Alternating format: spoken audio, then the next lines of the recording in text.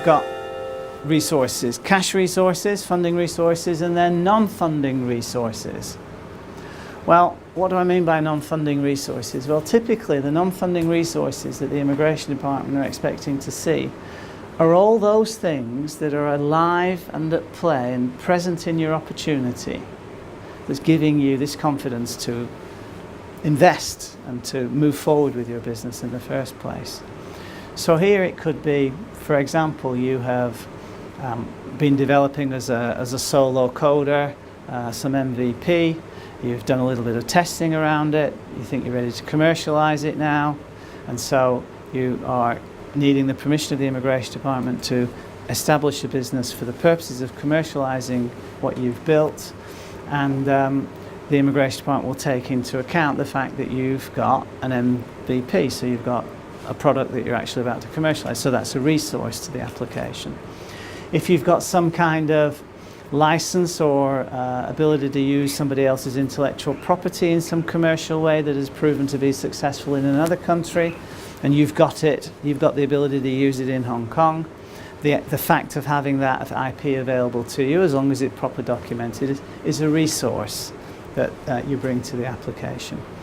If you've got work in progress because you've already commissioned some early business, that's a resource.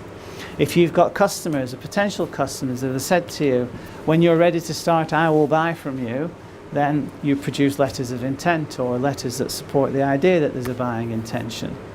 That's a resource.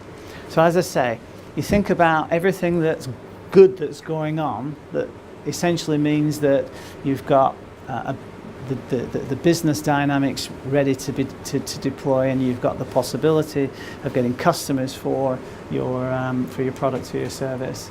All of these are the kinds of resources that will allow the Immigration Department to conclude that you've got a sustainable business.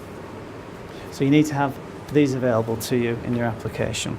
So that's the first leg of the approvability stool, being resources, both funding and non-funding resources. The second leg of the approvability stool is a properly set up office. Now I'll tell you right from the get-go, you cannot rely on a brass plaque operation to represent suitable business premises. If your plan is to run your business from your kitchen table or your spare bedroom, that will not suffice for the purposes of an investment visa approval. Many, many years ago, this was a real problem for entrepreneurs seeking admission under this visa type, because we didn't have these things called co-working spaces. Now, thankfully, we've got co-working spaces. And the Immigration Department, over the course of the last couple of years, as the co-working space ecosystem has come into its own, they have bought into it, to their great credit, that entrepreneurs should and could be able to work quite successfully out of these places for the right cost, without needing to go to the significant expense of establishing dedicated business premises, which means, 2 or 3 months deposits and fit out costs and commitments for 2 years for expensive rent and the like. It used to be that was a key part of the process. These days, however, co-working spaces, serviced offices, which have always worked, and office shares with other parties are perfectly acceptable as well, as long as it's properly documented. And what I mean by this is that if you're going to share an office with somebody, the Immigration Department will need to see 2 documents. They'll need to see the original stamped tenancy agreement of the party that is giving you the opportunity to share their offices. And they also need to see a document that sets out the terms of your ability to share those offices. That's called a license to occupy. So you can share offices as long as it's properly documented. But as I say, no working from home, it just isn't acceptable. So that's the second leg of the approvability stool. The third leg of the approvability stool is that you must be in a position to create local employment opportunities. If your intention for this to be a one-man business, the Immigration Department are 99% certain to say no, because there needs to be some benefit to Hong Kong that goes beyond just benefit to you.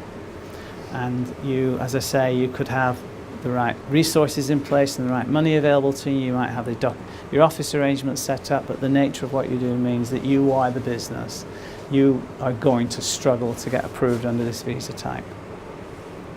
So, it never ceases to amaze me when people come to me and say, well, yeah, we think we might have a job at the end of the first 18 months.